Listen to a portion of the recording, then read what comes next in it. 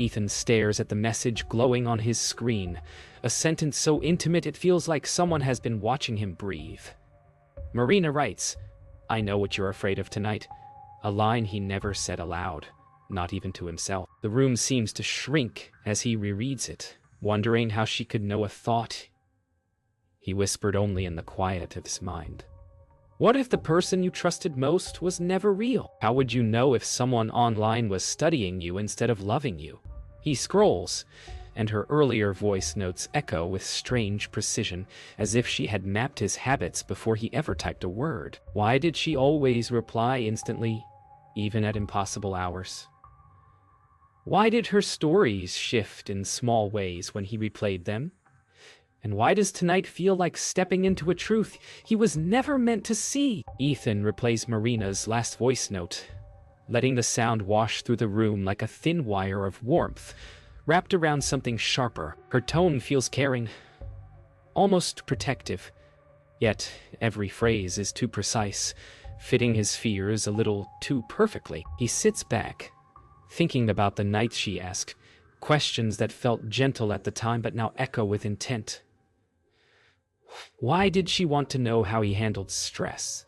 Why he never shared certain memories with anyone else? The more he listens, the more he realizes she had been guiding him, nudging him toward deeper confessions. A strange heaviness forms in his chest as he imagines her somewhere unseen, cataloging him piece by piece. He wonders if he missed the moment when trust quietly turned into exposure, when connection became a doorway he didn't notice opening behind him. The next morning, Ethan scrolls through Marina's old photos, searching for the small inconsistencies he once brushed aside. A sunrise behind her in one image seems too bright for the hour she claimed. A cafe sign shifts position between photos taken minutes apart. He remembers how easily he trusted her explanations, how her voice made every doubt feel unnecessary. Now those little irregularities press against him like quiet warnings he ignored. He wonders if the person he believed he knew was nothing more than a mixture of borrowed places and stolen fragments. As he flips through each picture, he senses a hollow space forming between them, a gap where her real identity should be. His stomach turns as he realizes he isn't just questioning her honesty. He's questioning whether she ever existed the way she described. Hours later, Ethan brings his laptop to his coworker, Jonas, hoping an outside perspective might steady his rising panic. Jonas studies the screen, leaning closer as he scrolls through the message history. His eyebrows tighten as he notices patterns Ethan missed. Repeated phrasing, unusually timed replies, the strange way Marina's stories adapt to match Ethan's mood. Ethan feels embarrassment ripple through him, but Jonas doesn't mock him. Instead, he looks worried. He points out timestamps that don't line up with Marina's claimed travel. And Ethan suddenly feels the floor tilt under him. The idea that someone could shape themselves so perfectly around him feels unnerving, like discovering a mirror that had been reflecting him back with intent. The room grows quieter as Jonas suggests that this isn't a simple lie. It might be something engineered. That night, Ethan sits alone again, replaying every moment that once felt comforting. Marina's laugh, her late-night messages, the gentle reassurance she offered whenever he felt uncertain. Each memory now carries a faint metallic aftertaste. He scrolls further and finds a message he barely noticed months ago. A question she asked about a childhood detail he hadn't thought about in years. He remembers how relieved he felt sharing it, how seen he felt. Now he wonders if she kept it, stored it, waited for more. His chest tightens as he realizes that trust didn't crumble all at once. It dissolved quietly, piece by piece, under the weight of a connection built on extraction. For the first time, he feels truly afraid of what she might have gathered and what she might be doing with it right now. Ethan spends the morning digging through his message history with Marina, searching for anything that might anchor her to something real.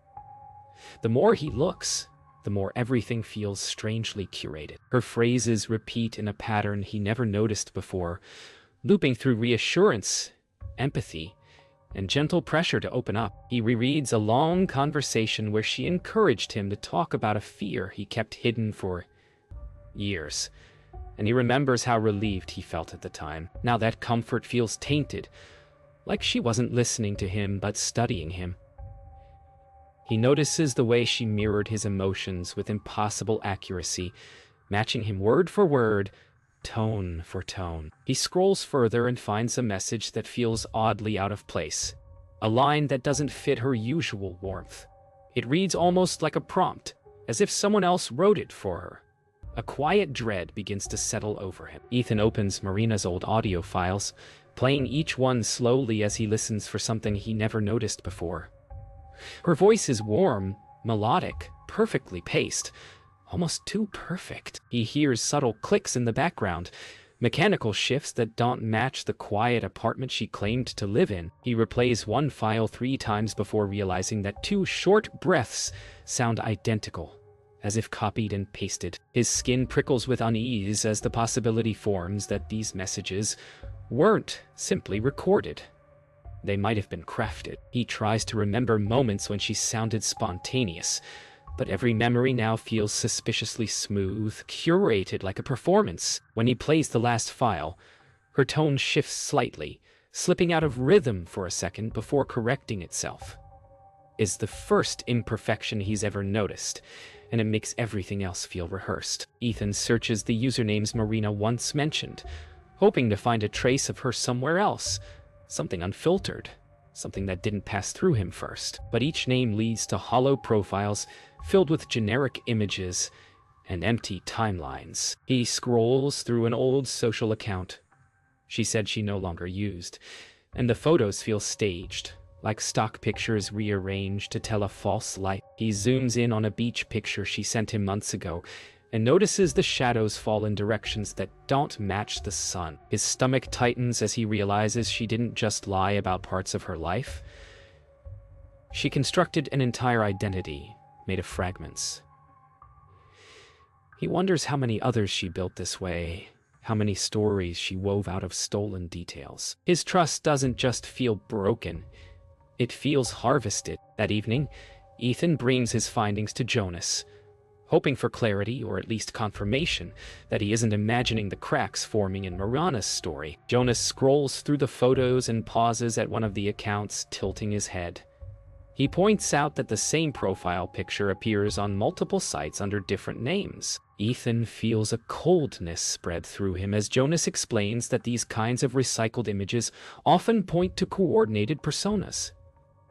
Hearing it out loud makes the situation feel heavier, like the ground beneath him has shifted. Jonas asks whether Ethan shared anything sensitive with her, and Ethan feels the question hit like a blow.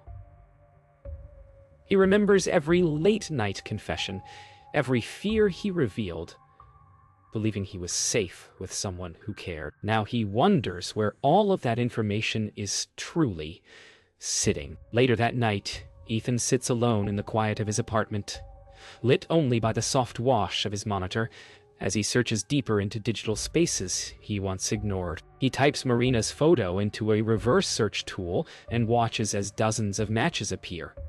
Different cities, different names, different lives. His chest tightens as he realizes the version of her he loved never existed beyond their conversations. The messages, the voice notes, the warmth, they were pieces of a structure designed to pull him in. He scrolls through a blog that lists warning signs of identity fabrications, and each point mirrors his experience with unsettling accuracy. He thinks about how easily he let her inside the private corners of his mind, giving her access to pieces of himself he never shared with anyone. Now the truth sits before him. Someone crafted her for a purpose, and he fears he's only beginning to uncover what that purpose was. Ethan's heart races as he replays the moment he finally typed a message confronting Marina. He waited for her to respond, expecting confusion or denial, maybe even anger. Instead, she replied with chilling calmness, as if she anticipated every word he wrote. Her message read, "You're looking in the wrong places."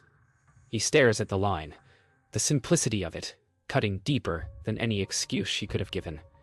He feels exposed, as though she's watching him through the screen. He tries asking who she really is, but her responses shift into vague reassurances, designed to soothe and distract. It feels like she's trying to pull him back into the emotional space he once lived in with her, using the same comforting language that once felt safe. But now he hears something else beneath it. A cold precision that makes him question whether she ever spoke spontaneously at all. Ethan scrolls further through their recent messages, noticing that Marina's tone shifts subtly each time he gets too close to the truth. When he presses her about inconsistencies, she sends messages that feel strangely calming, as though engineered to diffuse confrontation. The warmth he used to feel now reads like strategy. He searches his memory for any moment she seemed genuinely surprised or emotionally thrown off, but every conversation feels rehearsed in hindsight. Her messages almost adapt in real time as he pushes harder, reflecting his concerns like a mirror tilted to shape his emotions rather than respond to them. He begins to understand that every confession he ever made wasn't received, it was collected. And now, as he watches her typing indicator pulse on the screen, he realizes she is trying to steer him again, guiding him back into vulnerability instead of truth. Jonas sits beside Ethan again as they sift through Marina's replies. Ethan feels a strange mix of dread and embarrassment as he explains how deep he let himself go with her. Jonas doesn't judge. Instead, he studies the patterns in Marina's messages with a kind of quiet focus.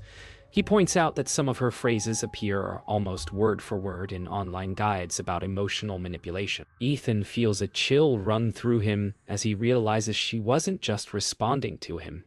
She was following a structure. Jonas searches Marina's username through data forums and finds hints that it may be part of a larger network. Ethan watches the results load, each new line tightening the knot in his stomach. It's no longer about one person lying to him. It might be something far more organized, something that uses people like him as raw material. Late at night, Ethan receives another message from Marina. It appears without greeting, without context. Just one sentence. "You don't understand what you're risking." The words hit him with a sudden wave of panic. He feels the urge to close his laptop, to walk away from all of it. But something inside him refuses to retreat. He types back, asking what she means, asking who she's protecting, herself or the people behind her. Her reply arrives instantly. "Stop searching." The speed of her response makes his skin crawl. It feels like she's watching every move he makes, as if his fear is part of the conversation. For the first time, he realizes this isn't just manipulation, it's control. And every instinct in him wants to pull away, but pulling away now feels impossible. She knows too much. She always has. Ethan digs deeper into hidden forums, navigating corners of the internet he never imagined exploring. His hands shake as he clicks through layers of posts discussing identity, harvesting, emotional profiling, and digital personas built from stolen fragments. He searches Marina's username again, and this time a new listing appears. One that wasn't there hours ago. His breath catches when he opens it. The listing contains phrases he recognizes from his own conversations with her, personal confessions he believed were safe, memories he shared only with her. His chest tightens as he scrolls through the page, realizing it's not a threat, it's a catalog. Someone has been preparing to sell pieces of him. Someone has been preparing to sell pieces of. The truth lands like a physical blow. He's no longer dealing with a broken relationship. He's confronting a system designed to turn people into currency. Ethan refreshes the marketplace page again, hoping the listing has vanished, hoping this nightmare is nothing more than a passing glitch. But the page reloads with even more detail than before. The description now includes intimate notes he shared during the deepest moments of trust, moments when he believed Marina truly cared for him. Each line feels like a violation carved into digital stone. He reads phrases he remembers typing late at night, words he never thought anyone else would see. His mind spins as he realizes these pieces weren't stolen accidentally. They were extracted with precision. He feels sick as he imagines strangers scrolling through his fears like items on a shelf. He tries to report the listing, but the platform's system loops endlessly, almost mocking him. A part of him shatters as he understands the truth. She didn't just betray him, she prepared him for this. Ethan calls Jonas with trembling hands, needing to hear another voice, needing proof that the world outside this screen still exists. Jonas arrives quickly, scanning the listing with a mixture of anger and concern. He tells Ethan that the marketplace isn't just a random site. It's known for trafficking personal archives collected through emotional manipulation. Ethan feels his stomach twist as Jonas explains that Marina may not be a single person at all, but part of a coordinated structure feeding these networks. The realization hits Ethan like cold water poured down his spine. He thinks back to every message, every soft reassurance, every moment he poured his heart out to her. Jonas gently asks him what else he shared, and Ethan feels the weight of memories he can't take back pressing heavily against him. He realizes that the betrayal isn't just personal, it's systematic. Ethan refuses to let the listing stand. He tries contacting the marketplace administrators, sending frantic messages through encrypted forms that bounce back without explanation. Every attempt leads nowhere. It feels like shouting into a void that swallows every plea without echo. He searches for ways to disrupt the listing, but each step pulls him deeper into a world built to resist interference. He imagines Marina, or the person behind her, watching him struggle, knowing he has no real way to stop what's coming. He opens their earliest conversations, reading them with new clarity. They weren't random moments of connection. They were data-gathering sessions wrapped in tenderness. Each memory now feels like a trap he walked into willingly. The betrayal is no longer abstract.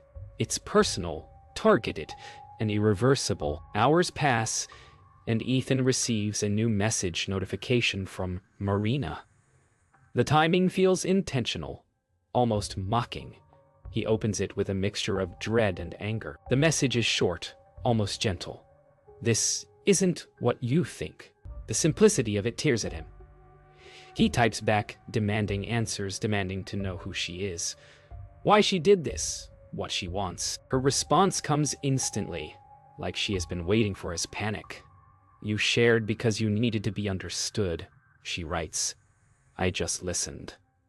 The words sting more than any confession of guilt. They twist reality, pushing the blame back onto him, suggesting that his vulnerability was the real mistake. Ethan feels something inside him break, a final line of trust snapping under the weight of manipulation disguised as empathy. Ethan returns to the marketplace, page one last time, hoping for some sign of weakness, some way in.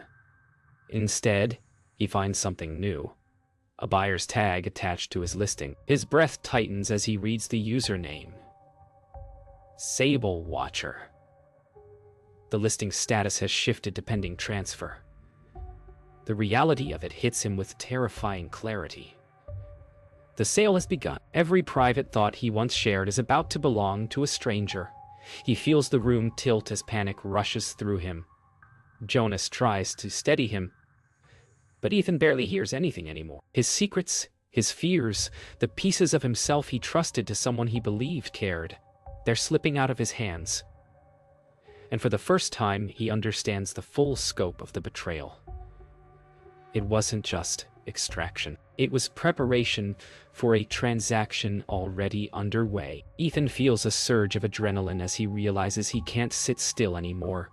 The listing is active, the buyer is real, and time is slipping away. He digs through hidden forums, searching for anyone who might know how to interrupt a transfer on the marketplace. His hands shake as he scrolls past threads filled with people who tried and failed, warnings carved into digital spaces like gravestones. He refuses to believe it's already too late. Every confession he ever shared flashes through his mind.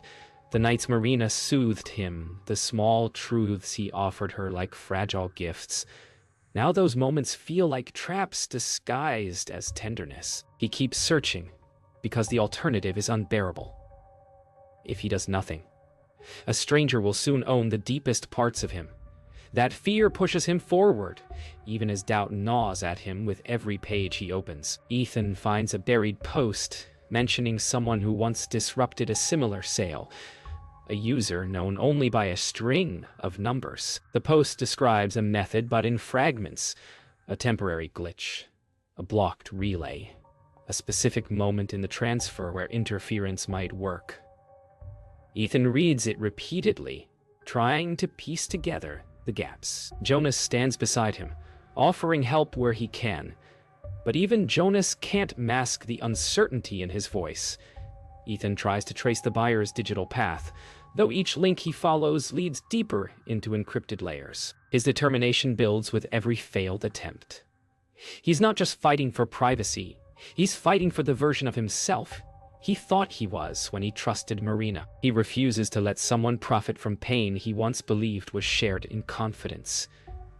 That belief fuels him through every dead end. The two of them work deep into the night, combing through signals and timestamps, searching for the moment the transfer will begin. Ethan notices a countdown clock hidden within the listing's code, a silent timer he never saw before. His pulse accelerates. The transfer isn't just pending, in schedule. Jonas leans closer as Ethan attempts to use the fragments of the method he found, trying to wedge a disruption into the process. Every attempt fails. Error. Messages bloom across the screen like spreading fractures. Ethan feels the pressure closing in, but he keeps pushing, desperate to break something. Anything that might slow the transfer. The timer ticks relentlessly downward, each second tightening the cage around him. He whispers that he can't let this happen, and Jonas nods, reminding him he's not alone, even though the digital world makes him feel that way. With minutes left, Ethan makes one last attempt. He inserts the fragmented code, hoping the incomplete method can still trigger a disruption. The screen flickers, and for a moment, his heart leaps. Something is happening. But then new symbols appear, symbols he's never seen. The page refreshes itself, and a message pops up from an unknown sender. "You're late." The words hit him like a physical blow. He stares at the message, unable to breathe. Jonas steps forward, asking what it means, but Ethan already knows. Whoever controls this network isn't just watching the sale. They're watching him. The marketplace is ahead of every move he makes, anticipating his attempts to fight back. The realization drains the strength from his hands. The system wasn't built to be stopped. It was built to stay ahead of people like him. The countdown reaches 0 before Ethan can try again. The screen shifts to a confirmation overlay, clean and simple, as if the system wants to present the betrayal gently. Transfer complete. Ethan stares at the words, feeling the world tilt. Jonas puts a steadying hand on his shoulder, but the numbness spreading through him feels beyond touch. His most private confessions now belong to a stranger with unknown intentions, someone hiding behind a username that already feels predatory. Ethan feels an ache settle in his chest, a heavy mix of grief and helpless fury. He thinks about every quiet night he spent trusting Marina, believing he had finally found someone who understood him. Now those memories feel like open wounds. The loss is more than privacy. It's the theft of something intimate, something irreplaceable, and he has no idea what comes next. Ethan wakes feeling like he never slept. His thoughts drift back to the transfer confirmation, replaying in an endless loop that tightens around him like a quiet, unseen grip. Every phone notification makes his pulse jump. Every small sound in his apartment feels like a threat. He checks his email and finds messages from accounts he doesn't recognize, vague hints that someone knows things they shouldn't. He closes his laptop, but the dread follows him through the apartment, sitting with him, breathing with him. He keeps trying to tell himself that nothing has changed, but everything has. The walls feel thinner. The world feels smaller, and even his own memories feel contaminated. He tries to focus on something simple, making coffee, feeding himself, anything. But the weight of what's been taken hangs over him. He doesn't know who has his secrets now or what they want, and that uncertainty gnaws at the edges of his sanity. Jonas visits after seeing Ethan's missed calls. Ethan tries to explain what's happening, but the words feel too heavy, too tangled with fear. Jonas listens closely, his expression tightening as Ethan describes the strange emails and the way some of his private memories now feel like they're in someone else's hands. Jonas asks whether Ethan has considered contacting authorities, but Ethan shakes his head. How does he explain being manipulated into giving away the most intimate parts of himself? How does he prove anything when the system hides behind layers of encryption and personas that may not even be human?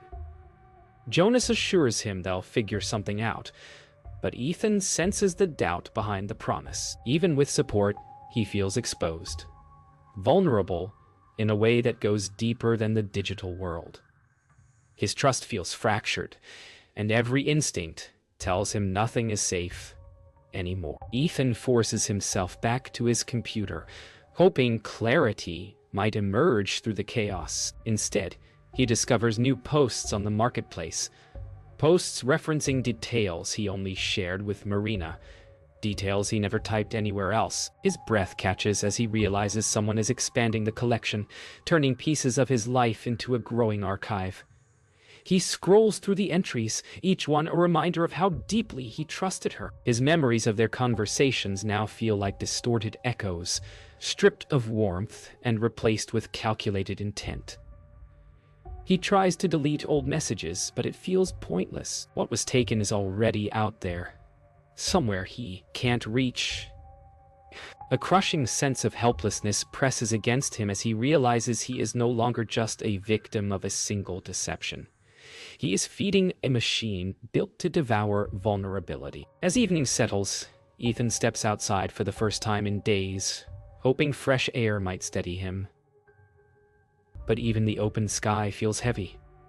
Every passerby makes him wonder if they know something he doesn't. He tries to breathe normally, but the world feels slightly tilted, like reality has loosened around him. The betrayal has seeped into more than his digital life. It has invaded his sense of safety in the physical world. He thinks about Marina's voice, the softness that once anchored him. Now that same softness echoes like a warning. He realizes he no longer knows where the performance ended and the manipulation began. Standing on the sidewalk, he feels a wave of grief wash over him. Grief not just for the secrets stolen, but for the version of himself he lost in the process.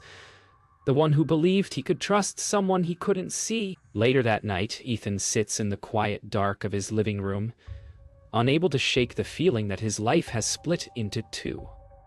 The world before Marina and the world after. He replays early conversations, trying to understand how the manipulation began, searching for signs he somehow missed. Each memory carries a sting now, the warmth tainted by hidden intent. He thinks about the stranger, Sable Watcher, who now holds the most private pieces of his life.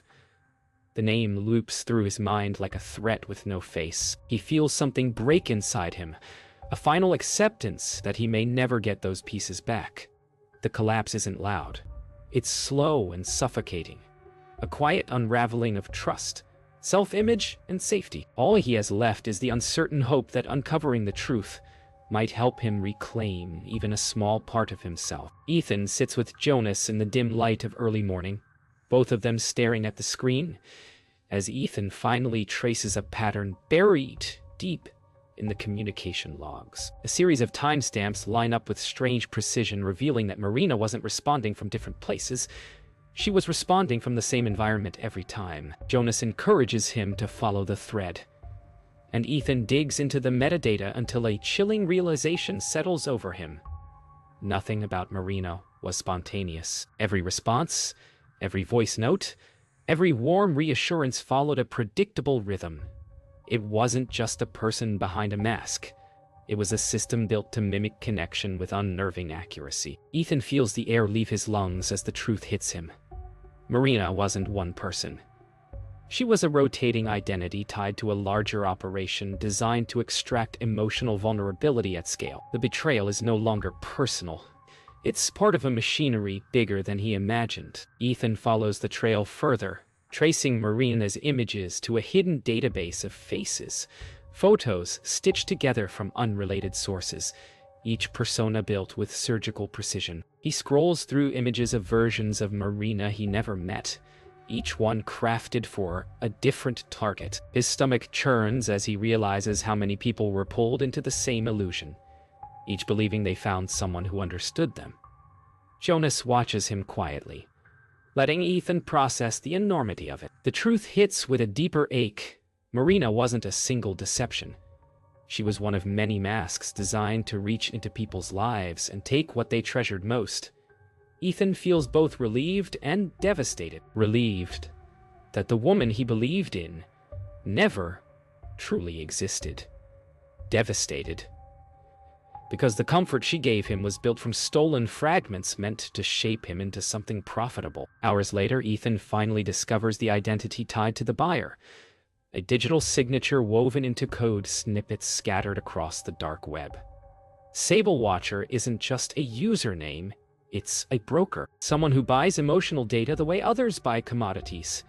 Ethan reads through forum, whispers about them, fragments describing a figure who never reveals motive, only appetite. The thought of someone studying his private fears like a case file makes his skin crawl. He feels a flicker of anger rise through the exhaustion. Anger at the faceless operation that stole the most vulnerable parts of him. Jonas places a steady hand on his shoulder, grounding him. Ethan realizes this isn't about recovering what was taken. It's about understanding the system that fed on him. And maybe, slowly, reclaiming himself from. Evening settles as Ethan steps outside, breathing in air that feels unfamiliar after weeks, spent drowning in digital shadows. For the first time, he lets the full weight of what happened settle over him, not as panic, but as a quiet, grieving truth. He realizes Marina's voice, her words, her comfort, were never meant for him. They were shaped to mirror whoever needed to feel understood. He thinks back to the nights he opened up to her, remembering how real it felt. The loss hits again, but this time he understands it differently. The pain isn't about losing Marina. It's about losing the belief that connection online comes without risk. Jonas joins him outside, offering silent company, and for a moment, the world feels grounded again. Ethan lets the evening air wrap around him like a fragile kind of healing. 4 days later, Ethan sits with his laptop open again, not to search for Marina, not to chase the trail of Sable Watcher, but to begin reclaiming his sense of self. He deletes old conversations not out of fear, but to release the hold they had on him. He writes down what he learned, acknowledging the pain, the manipulation, and the slow corrosion of trust. He knows the pieces of himself taken cannot be retrieved, yet he feels a faint strength returning as he chooses what to rebuild. Jonas checks in often, reminding him he isn't alone. Ethan understands now that healing won't come from uncovering every detail of who deceived him. It will come from stepping out of the emotional shadow they left behind.